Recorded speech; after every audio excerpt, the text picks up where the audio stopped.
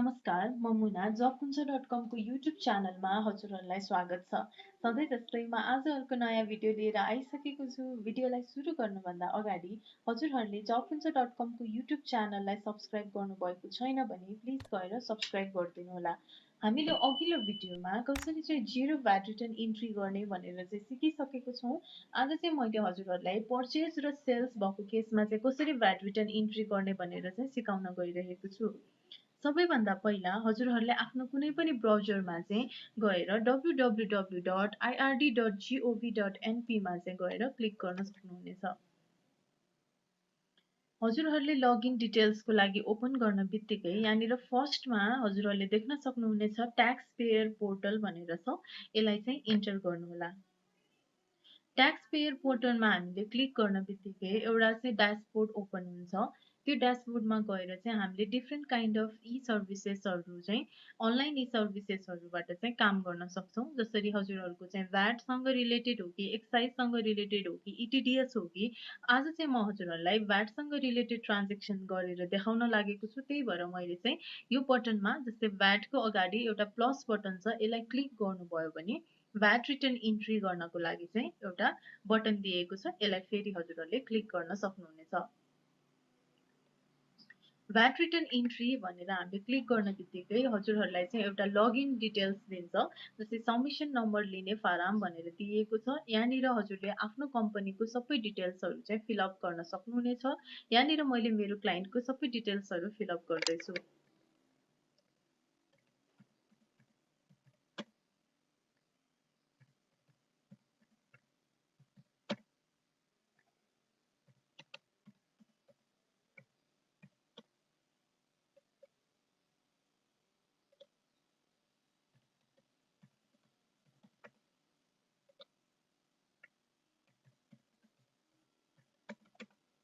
हजुरले सबै डिटेल्सहरू फिलअप गरिसक्नु भएपछि रेजिस्टर भनेर यहाँनिर बटन दिएको छ। यसलाई चाहिँ हजुरले क्लिक गर्न सक्नुहुनेछ। यो रेजिस्टर भन्ने बटन क्लिक गर्न बित्तिकै हजुरलाई आफ्नो सबमिसन नम्बर, प्रयोगकर्ताको नाम र स्थायी लेखा नम्बर चाहिँ प्रोभाइड गरिएको हुन्छ। माथि हजुरले देख्न सक्नुहुनेछ तपाईँले सफलतापूर्वक दर्ता हुनुभयो भनेर चाहिँ लेखिएको छ। यहाँनिर हजुरले प्रोसिडको चाहिँ बटनलाई चाहिँ क्लिक गर्न सक्नुहुनेछ। प्रोसिडको बटन क्लिक गर्न बित्तिकै हामीलाई चाहिँ भ्याटसँग रिलेटेड जति पनि ट्रान्जेक्सन छ त्यो फिलअप गर्नको लागि चाहिँ एउटा बक्स प्रोभाइड गरिएको हुन्छ। हजुरले देख्न सक्नुभयो यहाँनिर जस्तै मूल्य अभिवृद्धि कर विवरण फारम भनेर भनेको छ। यहाँनिर चाहिँ हामीले सम्पूर्ण विवरणहरू चाहिँ राख्नुपर्ने हुन्छ। जस्तै हजुरको कम्पनीको चाहिँ वर्ष, अनि तपाईँले चाहिँ मासिक चौमासिक कुन चाहिँ तिर्दै हुनुहुन्छ होइन, अनि महिना कुन महिना हो, यो सबै डिटेल्सहरू चाहिँ हजुरले यहाँनिर आएर फिलअप गर्नुपर्ने हुन्छ। मैले यहाँनिर आफ्नो चाहिँ कुन सालको भर्दैछु त्यही नै डिटेल्स राखिएको छु। अनि मासिक चौमासिकमा कुन हो हजुरले त्यो छान्न सक्नुहुनेछ। आफूले चाहिँ भ्याट रिटर्न इन्ट्री गर्न लाग्नु भएको कुन महिनाको चाहिँ विवरण बुझाउँदै हुनुहुन्छ त्यो विवरण पनि हजुरले त्यो महिना चाहिँ यहाँनिर चुज गर्न सक्नुहुनेछ। यदि हजुरहरूले चाहिँ बाई मिस्टेकले अब जस्तै पुस महिना भनेर मैले चाहिँ लेखेर भने यो अवधिको फाइल गर्ने बेला भएको छैन भनेर चाहिँ यहीँबाट चाहिँ हामीलाई एउटा इन्फर्मेसन दिन्छ। र मैले चाहिँ जुन गरिसकेको महिना छ कार्तिक महिना, त्यो महिना भनेर चाहिँ क्लिक गऱ्यो भने यो अवधिको विवरण पेश भइसकेको छ भनेर चाहिँ हामीलाई इन्फर्मेसन प्रोभाइड गर्छ। त्यही भएर अहिले चाहिँ मैले मङ्सिर महिनाको भर्न लागेको हुँ। मङ्सिर क्लिक गर्न बित्तिकै चेकिङ रिटर्न्स भनेर मलाई चाहिँ एउटा फर्म जस्तो तलपट्टि ओपन गरिएको छ। अब यहाँनिर हामीले राख्दाखेरि चाहिँ 1 नम्बर, 2 नम्बर, 3 नम्बर, 4 नम्बर गरेर नम्बर्सहरू चाहिँ राखिएको छ। हजुरहरूले यहाँ देख्न सक्नुहुनेछ कारोबारको मूल्य खरिदमा तिरेको कर हो भने चाहिँ हामीले खरिदमा यहाँनिर राख्नु पर्यो। बिक्रीमा तिरेको कर डेबिट चाहिँ हामीले यहाँनिर राख्नु पर्यो। अब हजुरहरूको कम्पनीमा जस्तै मङ्सिर महिना छ भने मङ्सिर महिना भरिको भ्याट जति पनि छ बिक्री गरेर उठाउनु भएको भ्याट कति छ त्यो डिटेल्स र हजुरहरूले चाहिँ पर्चेस खरिद गर्दाखेरिको पुरै डिटेल्स भ्याट अमाउन्ट चाहिँ कति छ भनेर चाहिँ हामीले यहाँनिर मेन्सन गर्न लागेको छौँ। अब मैले चाहिँ मेरो कम्पनीको चाहिँ सबै डिटेल्सहरू चाहिँ हजुरहरूलाई राखेर देखाउने छु। मेरो यहाँनिर बिक्रीमा चाहिँ कर लाग्ने बिक्री, निकासी र छुट बिक्रीमा चाहिँ मेरो चाहिँ 1.1 कर लाग्ने बिक्री मात्रै छ होइन। त्यही भएर चाहिँ मैले कर लाग्ने बिक्रीमा या कारोबारको मूल्यमा चाहिँ आफ्नो अमाउन्ट चाहिँ राख्न गइरहेको छु। ल यो भयो। अनि त्यसपछि मैले बिक्रीमा तिरेको कर डेबिट भनेको ठाउँमा चाहिँ बिक्रीमा तिरेको कर डेबिट जति छ त्यो भ्याट अमाउन्ट, त्यो अमाउन्ट चाहिँ मैले राखिदिँदैछु।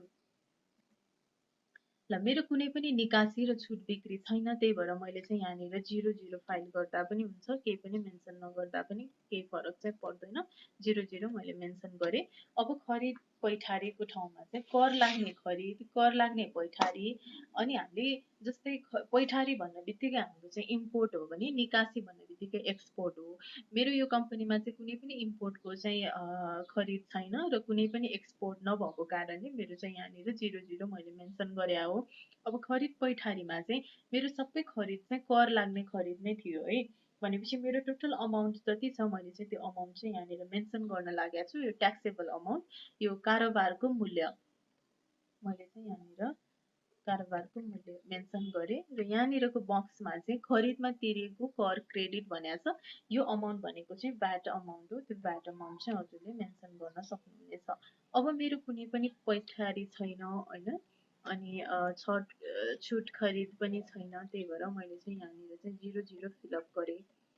ल हजुरले देख्न सक्नुहुनेछ। अब यसरी चाहिँ मैले तलपट्टि आइसकेको छु। अब यहाँनिर हाम्रो मेन काम भनेको चाहिँ गत महिनाको मिलन गर्न बाँकी क्रेडिट। मैले चाहिँ लास्ट टाइमको चाहिँ ट्रान्जेक्सन मेरो चाहिँ के छ त, मेरो ओल्ड ब्यालेन्स के छ, मैले सरकारबाट चाहिँ उठाउनु पर्ने रकम छ कि छैन, अथवा के छ मेरो ओल्ड ब्यालेन्स भनेर हेर्नको लागि चाहिँ हामीले आइआरडीको फेरि जहाँनिर हजुरले सुरुमा चाहिँ खोल्नुभयो त्यहीँबाट ट्याक्स पेयर पोर्टलमा गएर ओपन हुँदैछ। यहाँनिर जेनरल भनेर छ नि, अनलाइन ई सर्भिसेस भित्र जेनरल भनेर यहाँनिर प्लसमा क्लिक गरेर हजुरहरूले ट्याक्स पेयर पोर्टल अथवा ट्याक्स पेयर लगइनमा गएर आफ्नो कम्पनीको स्थायी लेखा नम्बर, प्रयोगकर्ताको नाम र पासवर्ड चाहिँ हजुरले राख्नुपर्ने हुन्छ।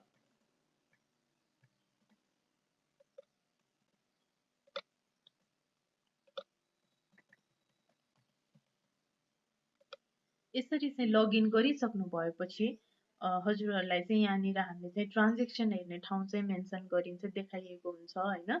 हजुरहरूले एटिआरबाट पनि हेर्न सक्नुहुनेछ, नभए चाहिँ ट्रान्जेक्सन्सबाट पनि हेर्न सक्नुहुनेछ। अब मैले चाहिँ यहाँनिर अहिले ट्रान्जेक्सन्समा गएर,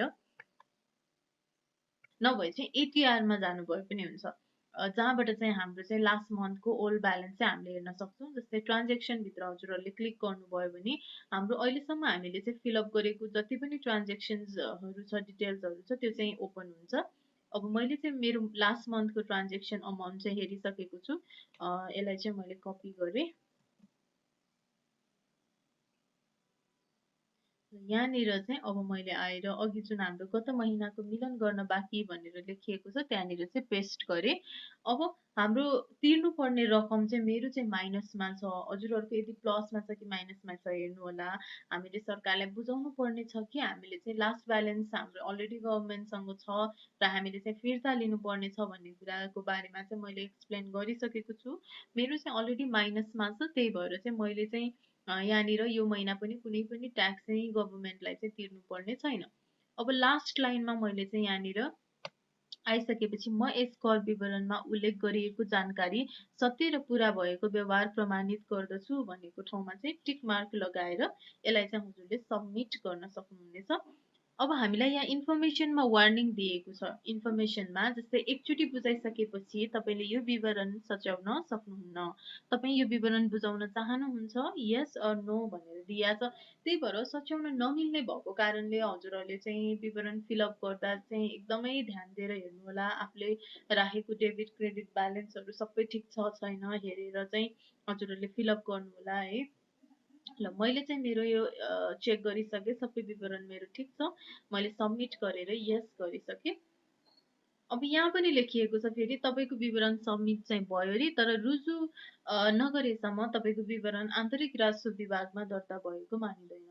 VAT return is not considered as submitted until it is verified। हामीले सबमिट गरेपछि फेरि एकपल्ट चाहिँ भेरिफिकेसन चाहिँ सेल्फ भेरिफिकेसन गर्न मिल्छ।